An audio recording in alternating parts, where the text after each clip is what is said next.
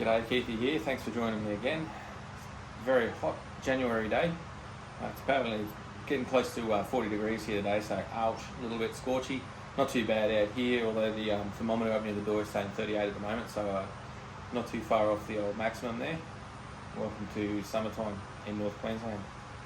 Anyway, I've got you here today and I appreciate your time to try and give you a bit more of a detail, a bit more of a recollection of exactly what happened here with this brain tumour. Now that I am a little bit more with it, now that I can communicate, I can talk a lot better, and I've got myself about a window of 15 minutes before I start to get a little bit too hot to be able to tell you guys what's going on and what I can remember.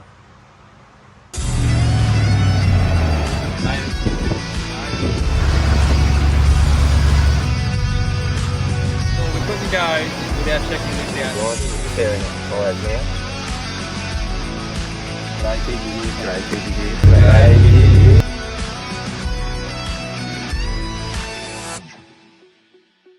So we're at week 5 now of about week 9. I think 9 weeks or 10 weeks this has been happening now since pretty much the start of November. All of this began, it's all started, and it's gone very quickly. I can definitely tell you that I can't even remember from the first week of this, from the first day that I went to hospital. The dates and times are well beyond me at the moment. Even now it doesn't feel like it's January. Happy New Year. Alright, so as I've mentioned, this is a glioma. As you can see there, it's healing up very nicely. The hair's growing over it quite well there, so soon enough you won't even know it's there. The hair will grow. I can get a normal haircut. Wouldn't even know it's there. I can, I'm aware that it's there. There's some stitches that were incorrectly removed. This is actually an internal stitch up the front here that was attempted to be removed when it shouldn't have been, and there's a couple at the back as well. So basically from here back feels numb at the moment, but I still can't lay on that side of my head, unfortunately, because underneath is very, very sore still. If anything, since the beginning the pain has actually gone up. What I'm going to try and get through to you guys today, what I couldn't do earlier on, was a bit of a time frame about how this all happened. I've had a few people comment and message me on the Chilling with Keithy asking about what a glioma is, what a brain tumour is, and things like that, and I've been able to answer a lot of them personally. I'm not a doctor, so I can't diagnose. I've had people ask me for diagnosis. I can't diagnose things, but I thought I'd jump on here and try and explain what I know about this now, and I'll give you the time frame of how it all happened. So I've got some things back from the surgeons. The date that they are predicting that this all began forming and becoming what it is, what it was, I should say, 2019. At the end of 2019, they're saying that this was the beginning of time for the glioma, and obviously you push up to the end of 2021 when it was found, when obviously I had some symptoms appear at work. So I flew to work on my particular normal Wednesday, got to work, became struck down with things at the time which seemed like heart related and stomach issues, pulse, blood pressure, etc., things like that. I slept for 16 hours straight and then went to work for a shift. Unfortunately couldn't do my work, managed to get home, and then began the process of being tested and eventually diagnosed. Now that was about a 2 or 3 week period, actually getting home from work to being probably diagnosed with the glioma, because obviously there was a lot of testing involved, and there was at least 1 full week of testing before it even became testing of the head. So it started from here down for the first week. Nothing was found down here. That's when we began the MRI type testing, and that's when it was initially found, and straight away I went into the hospital. So I spent a week in hospital initially. I was on steroids, among a lot of other medications, drugs, whatever you want to call them. And the reason for the steroids was actually to reduce the swelling in the glioma, so that they got to a point where they could operate, and it was away from key areas of the brain and of the bone within the head, because there's a lot of key things in there that could do some serious damage.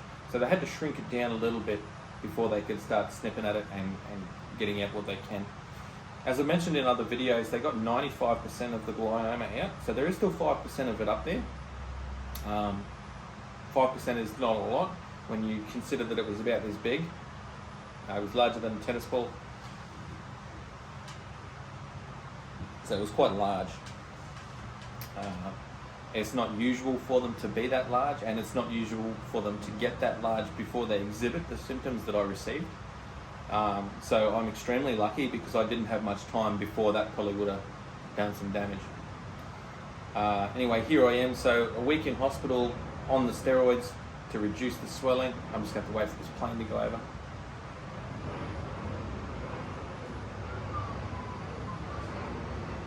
Alright, he's gone.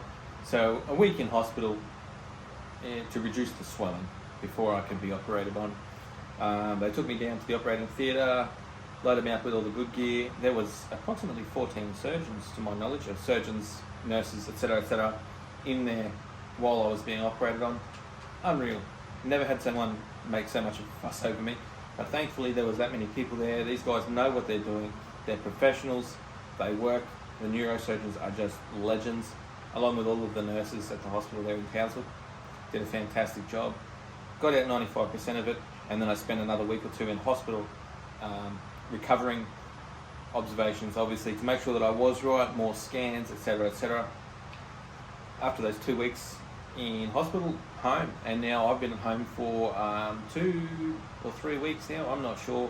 Time is something that I'm not quite keeping up with at the moment, so I'm not sure how long I've been home. I think it's about 2 weeks, possibly 3. Here I am. I'm taking regular painkillers because this is extremely painful.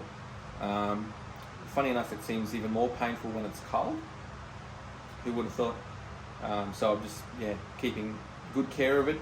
I've got appointments galore, so I've got appointments up to 6 hours, usually 3 times a week. So I'm flat off my feet.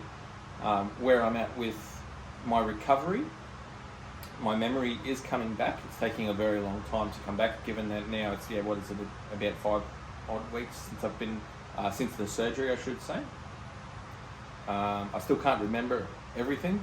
I'm still having trouble reading. Reading is the big trouble for me when my head gets hot, which happens over time. So when I use it, if I'm doing a lot of heavy thinking, I do lose the ability to remember things, speech, etc. I need to sit down and cool off. Often I need to go for a nap during the day just to recover, because I do heat up rather quickly when I start to use the brain a little bit. It normally comes pretty good during the day, but I can't do a lot of strenuous activity. So for example, the backyard there, you can see it looks pretty good. That's because I went around with the mower yesterday, might have been the day before, I can't remember. I just do one lap at a time of those small areas, and that's me for the day. And the next day I might come over and do the side here. As you can see, it's a little bit longer there. Next day I might do the front yard. So that's the physical activity that I'm limited to at the moment, because I'm unable to do too much before my head overheats, and that's it for me. So I'm still waiting for the final diagnosis on the glioma. So as mentioned before, gliomas, brain tumours, come in categories from 1 to 4. 4 being the worst, obviously, most critical type of tumour, and category 1, level 1, are very mild. Now mine's category 2 glioma. I'm waiting to hear from the hospital whether it is a favourable or an unfavourable glioma, and that will decide the type of treatment, whether that's the cancer type treatments, the chemotherapy, etc., or whether it will be in like a watch and act type treatment, where they'll watch it for a while. We'll be getting, regardless, regular MRI scans of my head just to see how it's going. And obviously if it is the favourable type, it's likely that it's not going to grow rapidly, if it does at all. Whereas if it's the unfavourable, it's likely to take perhaps the same amount of time to get to the same size that it was before. And that's when, like I said, there would be the treatments, the chemo type treatments to try and knock it out. And that's what I know for now.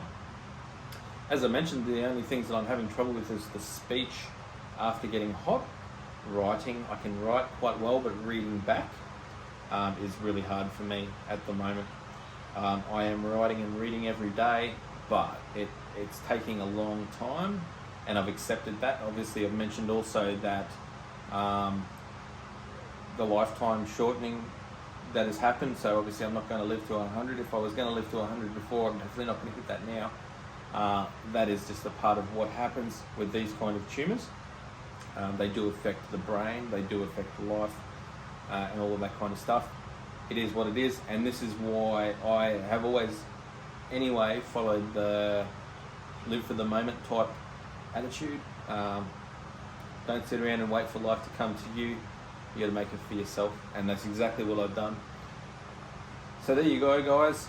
Obviously, I can speak a lot better now. Now I'm starting to get hot. I'm starting to forget what I'm going to talk to you guys about. So I'm going to end it up there.